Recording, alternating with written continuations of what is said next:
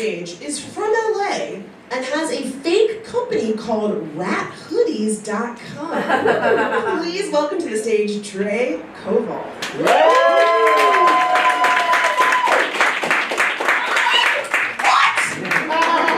This is fucking gay! This is fucking pride with two ukuleles!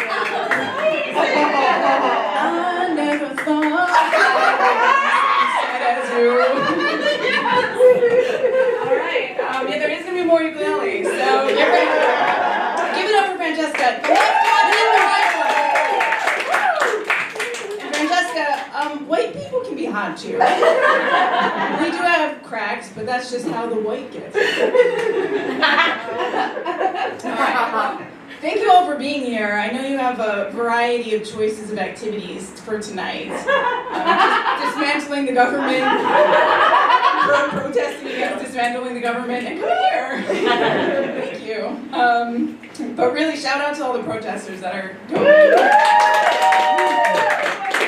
We should be able to sing Ice Ice Baby in the streets whenever we want, right? Yeah. Oh, is that not what they're protesting? Is it something horrible?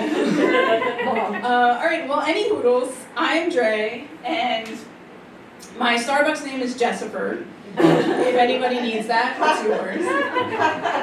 Yeah, and I'm a fun person, but please don't ask me to watch your kids, because little kids always like me, and I don't know why people think I like them.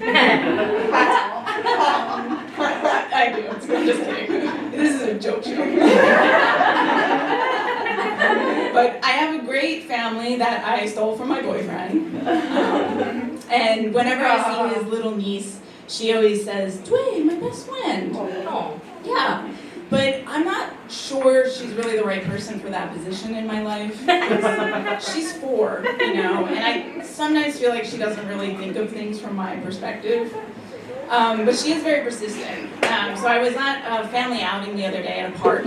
Not the fun kind, just the kind where you're outside and there's no bathroom. And little best friend says, "Wait, I have to use the potty," which gave me a panic attack. So I asked Grandma, like, what should I do? And she said, "Oh, just let her go anywhere." Which I feel is a rule that really applies more to animals than people. But before I could give her any feedback, little best friend had already found a bush, and I'm just gonna be honest with you, just taking a huge poop in the bush. And I didn't know what to do, so I just kind of moved over and kind of covered her until she was done. And I'm just not sure she would do the same for me. You know? Like, that's a lot to ask from a best friend. And I feel like I'm kind of carrying all the weight in the relationship. So I like to kind of process my feelings with music sometimes, so I have a little song for you guys about that. Thank you. Is it alright to poop in a bush if you're 4? And is it alright to stand in front of a bush while someone poops behind you? I'm just asking honestly. Does anybody know? 'Cause I still don't know how I feel about it. But thank you.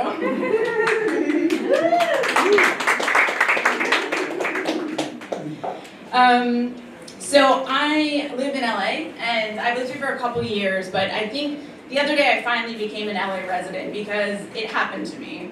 I was walking down the street and I passed someone who was already on their phone, but I couldn't tell. So I answered the questions as if he was talking to me. And he was a male person, a very male person, and I would describe the volume he was speaking at as too loud. But when he looked at me straight in the eyes and yelled, "Are you going to do that tomorrow?" I was like, no. But he cut me off and looked me dead in the eyes again and said, "Leg day is no excuse."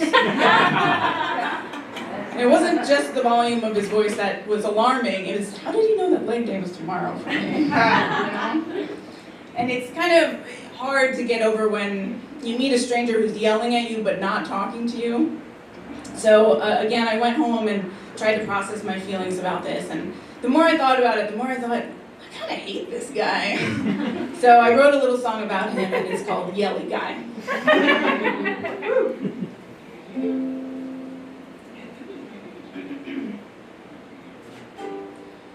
I didn't realize you were on your phone when you yelled out to me. But it turned out you were talking to them. I still responded, but you didn't see me. And then you yelled a little louder, and a judgment of you I couldn't refuse. Who the fuck would ever call you? You've already mentioned why late day's no excuse. Yelly guy,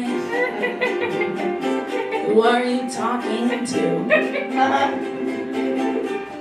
Yelly guy, I think I kind of hate you.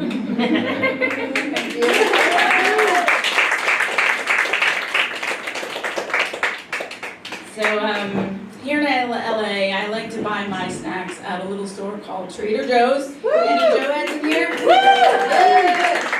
Yeah, it's a great store. It was actually just voted the #1 brand snack store, most trusted brand, which is strange considering that that's where you go to buy coconut flavored things that are not coconut. But I guess that's not a lie if you know going into it. But Trader Joe's, I think, can teach us a lot of things. How to wear a Hawaiian shirt properly, if beans should be coconut flavored, and also what it's like to be a woman. Because I feel right now it's hard to know what it's like to be a woman, and when people ask, words don't really explain it very well, but Trader Joe's does. Because everybody knows the rules at Trader Joe's, right? You get your snacks, you go to the line, and then there's a little nice person that wants to talk to you and ask you questions, and you have to answer the questions, or you're not allowed to take your snacks home with you. But sometimes a little simple gateway question like, oh, bananas, huh?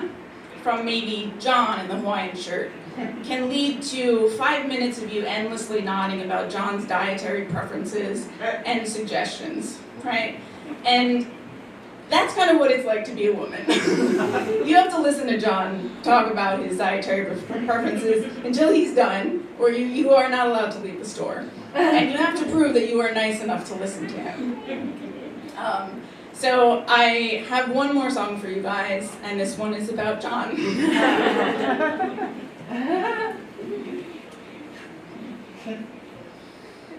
I just came in for some snacks.